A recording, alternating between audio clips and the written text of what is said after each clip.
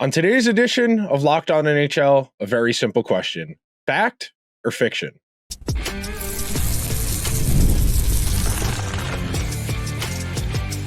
You're Locked On NHL, your daily podcast on the National Hockey League. Part of the Locked On Podcast Network, your team every day.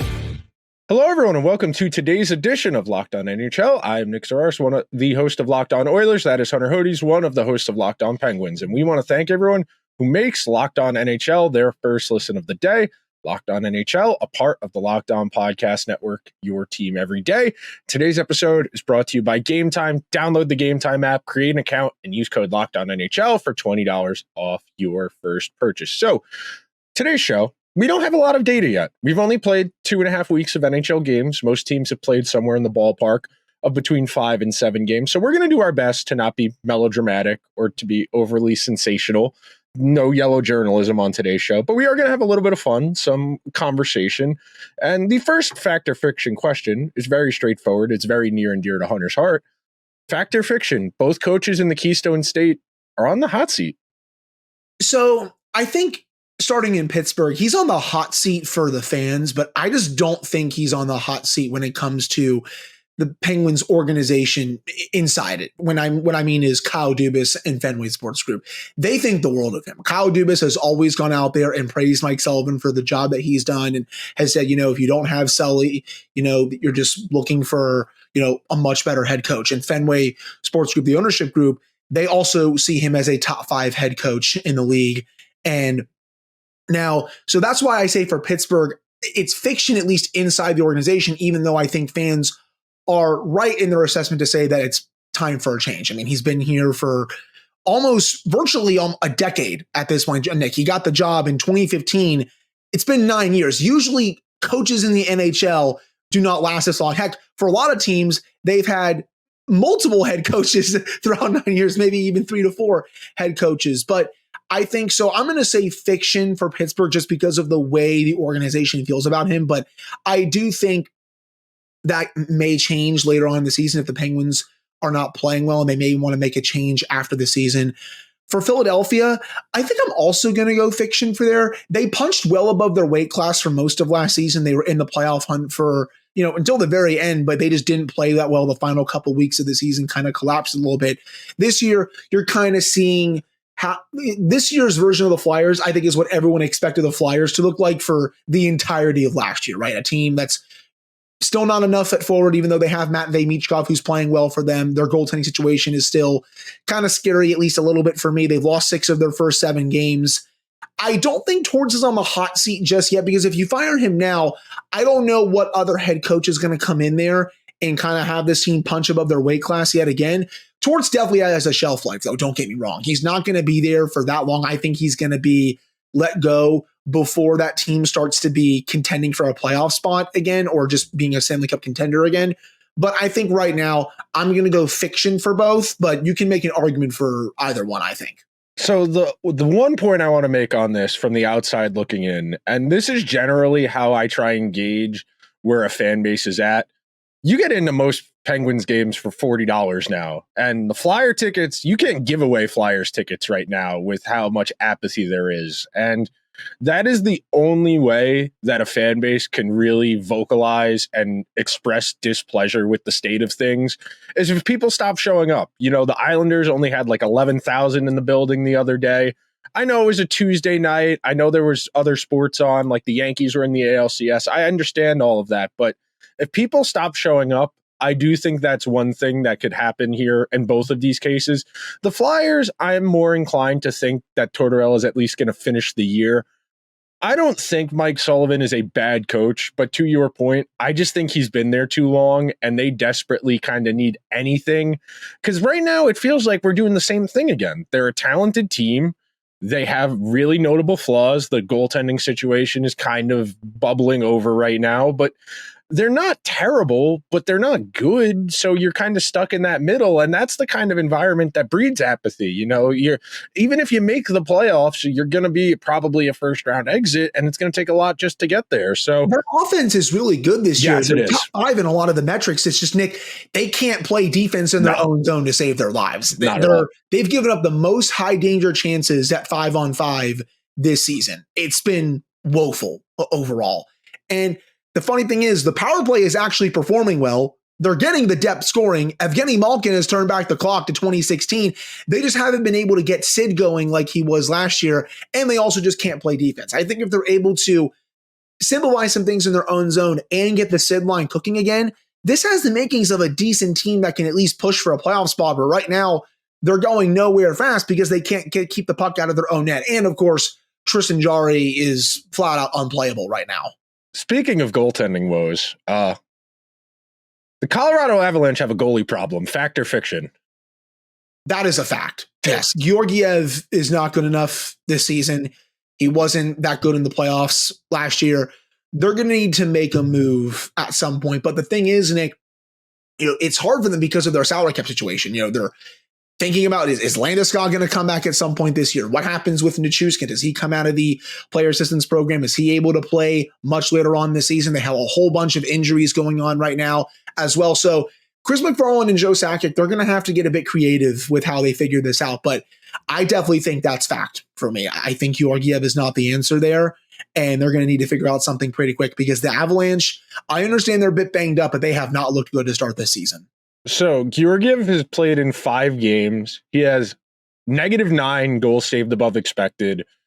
He has a 4.99 goals against average and an 8.10 save. I mean, those are AHL goalie numbers. That would be like if you called up an average AHL goalie to play in the NHL full time. And look, I understand that Colorado has admirably built goaltending in the aggregate, similar to what Carolina has done, what the Leafs have done, where the team in front of him is so good, they play such strong possession hockey that it doesn't really matter because all you have to do is make the easy ones. And if you make the easy ones, most nights, the team in front of him is good enough to win those games. But you're seeing it. We talked about this when we did the Central Division preview. They are really injured.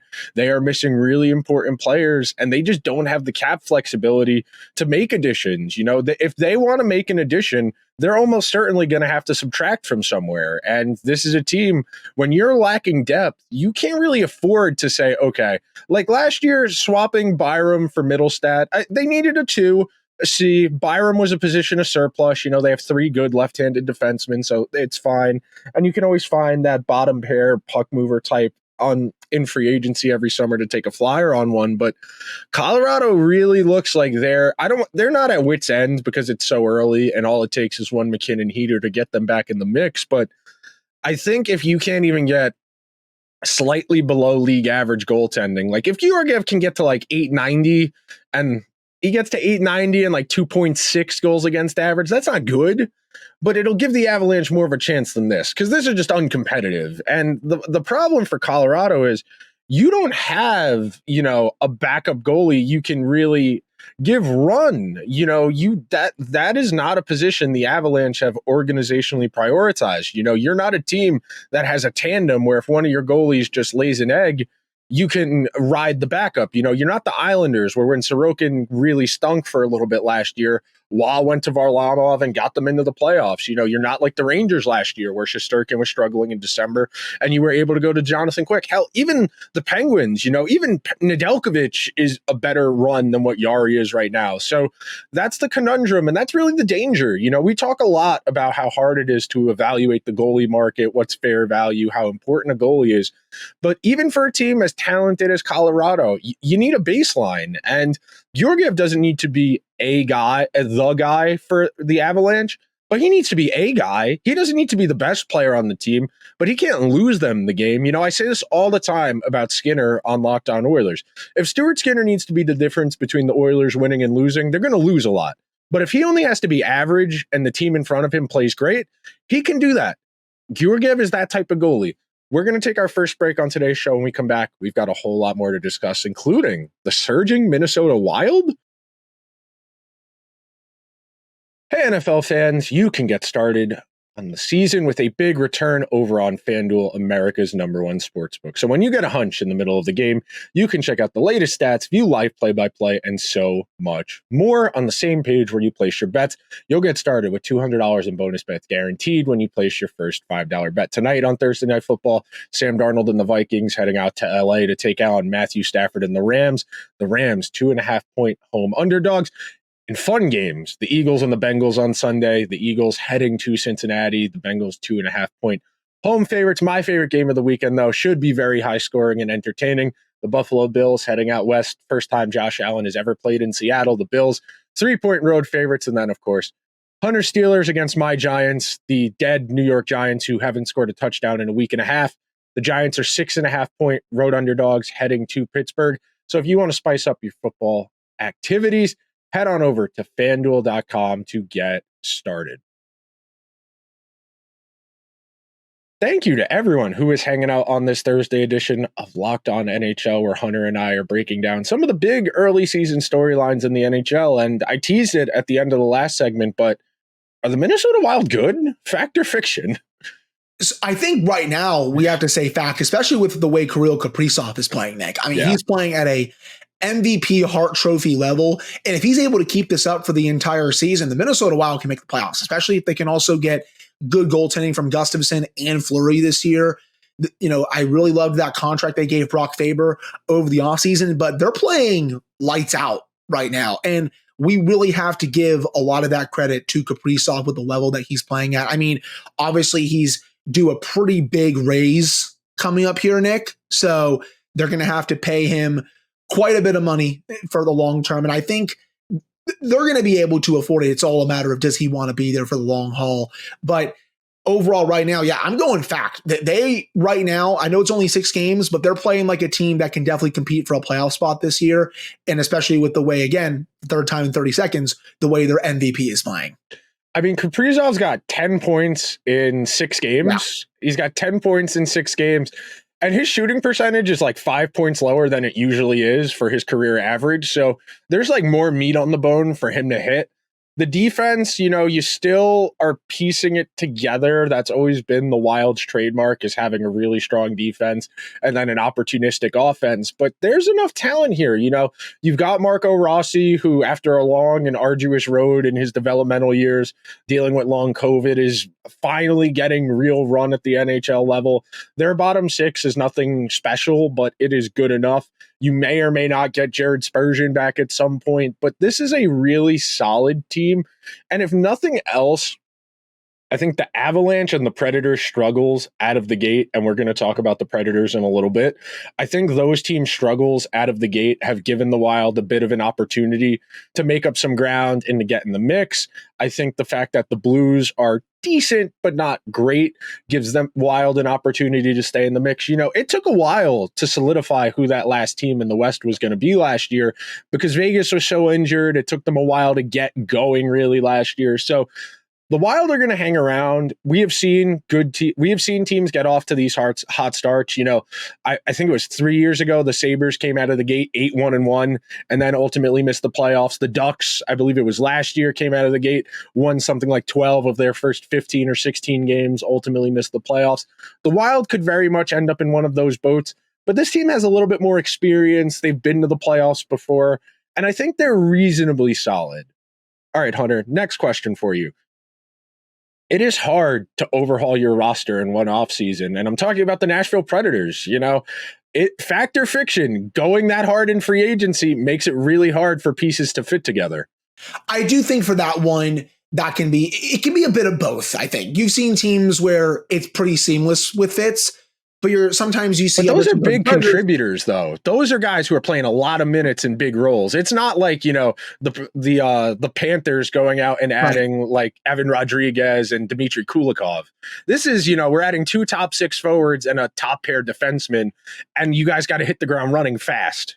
Right. No, like I said, like it depends on the situation. I think you see some teams where they're seamless fits, you know, like some depth guys. But then, as you said, with the Predators, you had so many big pieces. How is this going to fit a pretty good offensive system that Andrew Burnett runs? And so far, I think that's part of their struggles. But Also, Nick, UC Saros has been awful to start this season. I mean, he started slow the last 2 years. It's taken him a little while to get going. So historically, it makes sense, but I do agree. He hasn't been good at it. A very uncharacteristic play from him overall, considering how great of a goalie that he is. And I think as he goes, they go. So he needs to wake up fairly quickly if they want to get this season back on track. So I am going to go kind of in the middle for that, but I guess I'll lean towards fact. But the Predators, they really need Saros to play a lot better, and they need the offense to start kicking in as well, because you don't recover from this. It's going to be a long season. And we had high expectations for this team, man. Yeah. We expected them to be top 3 in the Central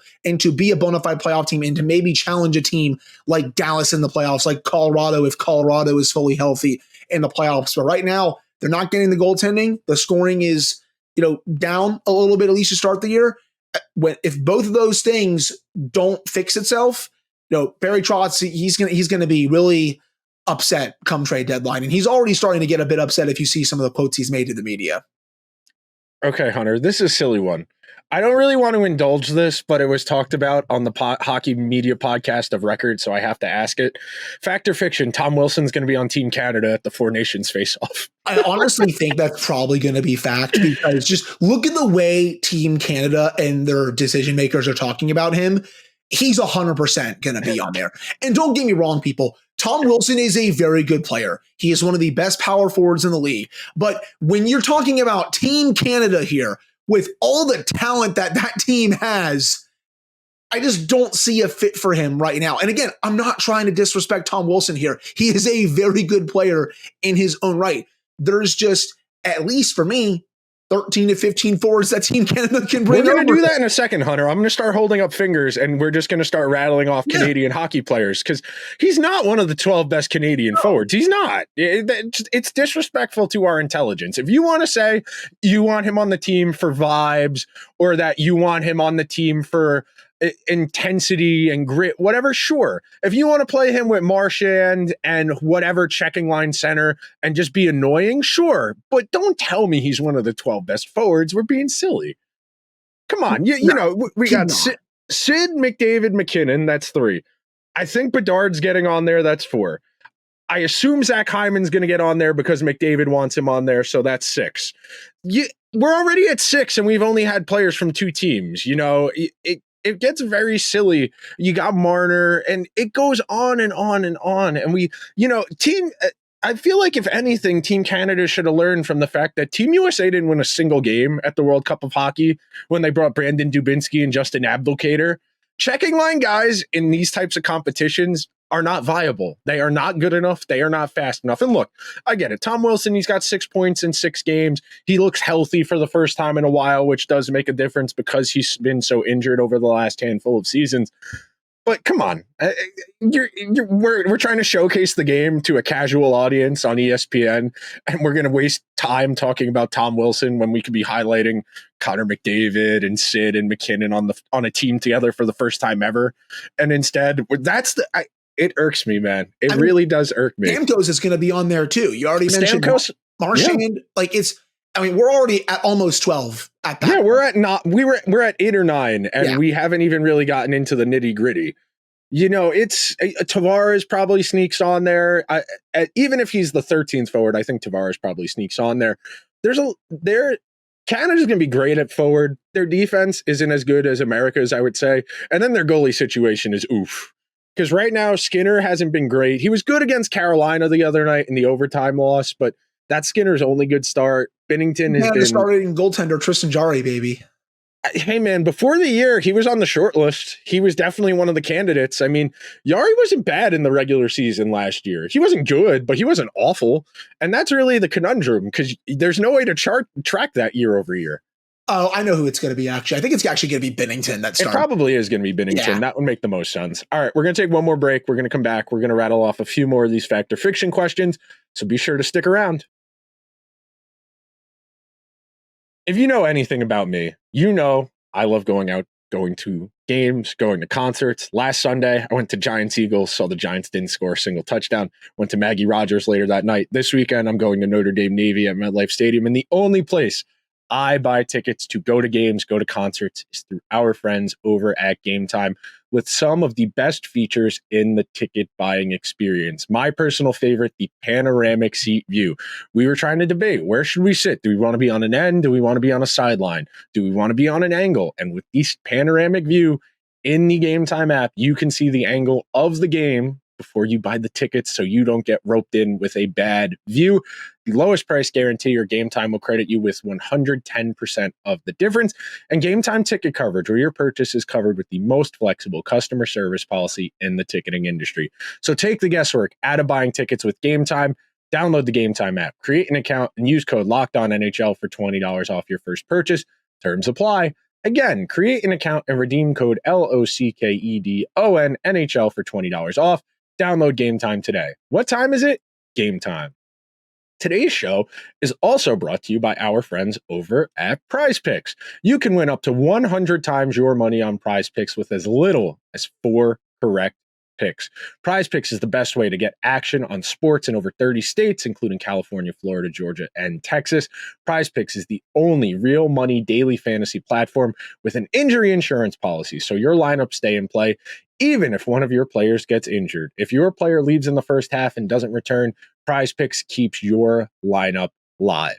Sign up today and get $50 instantly when you play $5. You don't even need to win to receive the $50 bonus. It is guaranteed. Clicking on over to the PrizePicks homepage.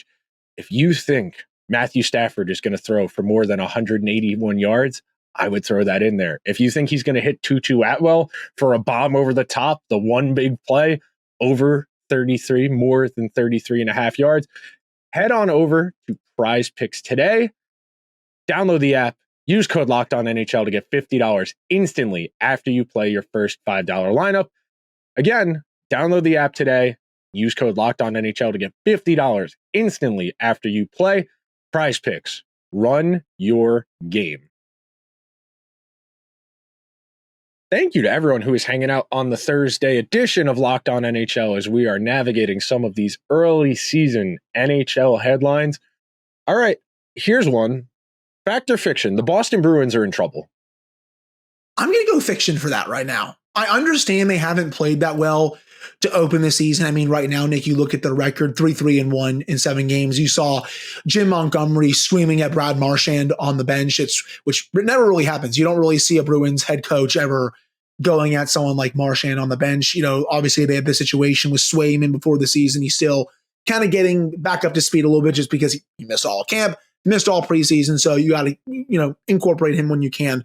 But until this team misses the playoffs, like is actually eliminated, I'm not going to be too concerned just considering how consistent they've been these last several seasons. I understand it hasn't been that good of a start. You're incorporating also some new faces in there, Lindholm, you got Zadorov, etc. Zadorov's taken a penalty in every single game so far. Yeah, I know. That's crazy. But I'm not too concerned just yet. They're only 3-4 if you count the overtime loss and a regular loss. They're still right there in striking distance for the Atlantic. I mean, they're 1 point out of second place right now, behind Tampa Bay, behind Ottawa, behind Toronto. They're 2 points out of first place in this division behind the Panthers. So I'm going to go fiction. Let's see more of a sample size with them because I'm still not too concerned with the Bruins just yet. I am inclined to believe the Bruins are going to be a playoff team until Marchand and Pasta aren't on the team anymore, because even if they're not a good playoff team, they're a good regular season team. And more often than not, they have enough talent to win on talent most nights against a lot of teams in the NHL. So I'm inclined to agree with you. I think Monty's a pretty good coach. I think Swayman's been okay. He's sitting at a 9-11 save, which is pretty good for somebody who didn't have a preseason, only gotten 4 of the 6 starts so far for them. I think the Bruins will be okay, but I definitely am not as bullish on them as I was coming into the season where I picked them second. Right now, they look like more of a wild card team than one of the 3 divisional teams. Okay, next question. Fact or fiction? It might not be a bad thing to lose in the conference finals because you're looking at the Rangers and the Stars right now, and they both look really good out of the gate. I mean, obviously the goal is to always, win the Stanley Cup, but I think I'm going to go fact for that just because of the way the Rangers are playing. They're getting contributions from everyone in their lineup. Shesterkin has been, him, as the kids like to say, throughout the first start of the season. The Dallas Stars are getting contributions from everyone in their lineup as well. Yeah, I'm going to go fact for that just because I expect both of these teams to very much make the playoffs, and I know they are bona fide Stanley Cup contenders this year. I wouldn't be surprised at all if we do get this matchup, honestly, in the Stanley Cup final, if the Rangers are able to get through the gauntlet in the East, beat the Panthers, for example, in the conference final, if the Panthers get there, or whoever they face if they get that far. And then for the Stars, again, I wouldn't be surprised if they do get to the final, because I do think top to bottom, when I look at their forward depth, this is the best group of forwards, I think, in the league, in my opinion. It's all about them just putting it together at the right time. I don't want them being the Carolina Hurricanes of the Western Conference, for example. But, I'm going to go fact, because both these teams have a lot to prove heading into the season. They were pissed off after how last season went, and you're seeing that on the ice right now. I expect both of these teams to make deep playoff runs this year with how great their rosters are.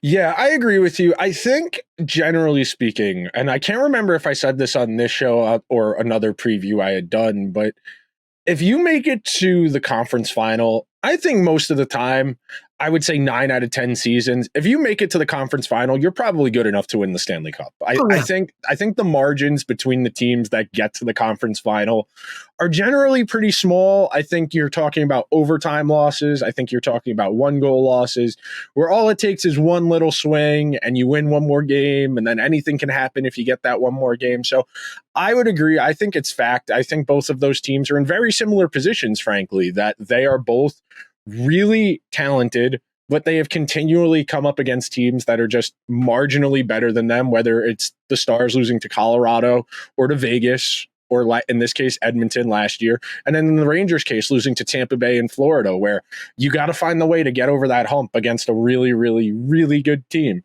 All right, last one for today's show.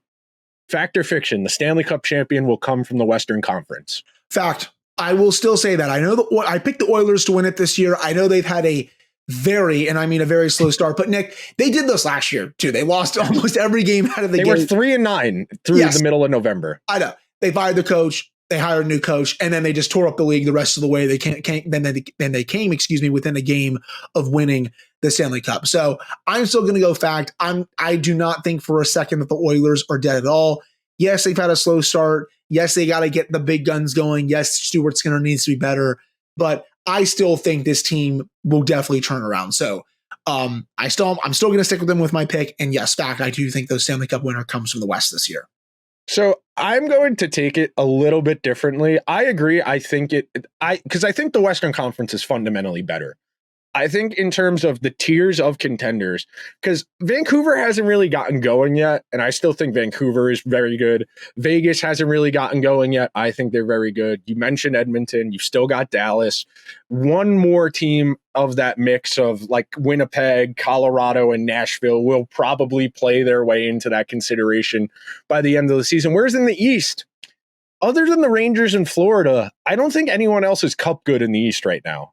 As much as I like the Devils on paper, I just think they have a lot of inexperience, especially on defense. And I think they're going to take some lumps. I think they're going to be a playoff team, but I just don't think they're on the same tier as the Rangers and the Panthers. I think that's fair. I mean, I still have them as a contender just because of how much talent they have. And if they stay healthy, they can beat, I feel like, almost for sure. In a 7-game series. I don't buy Washington just yet. They are 5-1. They are playing very good hockey right now, though they did just beat up on the Flyers 2 games in a row.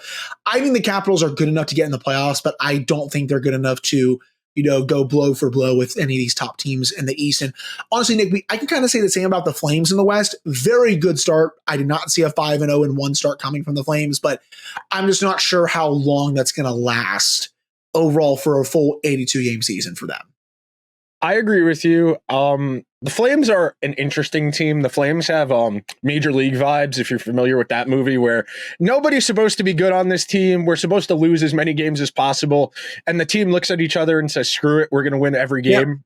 That's basically the vibes the Flames have right now, because it's an island of misfit toys. You've got the draft picks, you've got Anthony Mantha, you've got Miramonov, you've got a lot of guys who are just looking to hang around and prove themselves as NHLers, and that's kind of the major league vibe. And look, I don't want to denigrate the sanctity of the nobody believes in us mantra, because that is motivating. You know, we have that in recent NHL history. The expansion Golden Knights went to the Stanley Cup final on nobody believes in us, playing Derek Englund in top 4 minutes. So if they can do that, weirder things have happened. You know, the Flames, if they keep just building a point cushion, even if this ultimately turns out to be a mirage, they could be what Washington was last year. It's not impossible. Yeah, I mean, also, it's kind of similar to the Flyers for a lot of last year as well, Nick. No one believed in them at all. They were in the playoff race to the very end and lost out just barely. Yeah, they didn't play good hockey for the final 2 weeks of the season, but they had that nobody believes in us mentality when everyone expected them to be one of the worst teams in the league. We are having fun. It's so nice to be talking about actual hockey again. As much as I enjoy doing the show in the off season, when we have actual hockey and actual games to talk about, it makes this so much more fun. I'm so glad hockey's back. That'll do it for today's show. If you could be so kind, please subscribe wherever you get your podcasts. If you happen to be listening on Apple or Spotify, please take an extra second and leave the show a 5-star review. If you're watching over on YouTube, let us know your early season storyline you're most interested in. Subscribe to the channel, hit the alarm bell so you get notifications whenever new content goes live. Hunter and I will talk to you guys next week. Until then,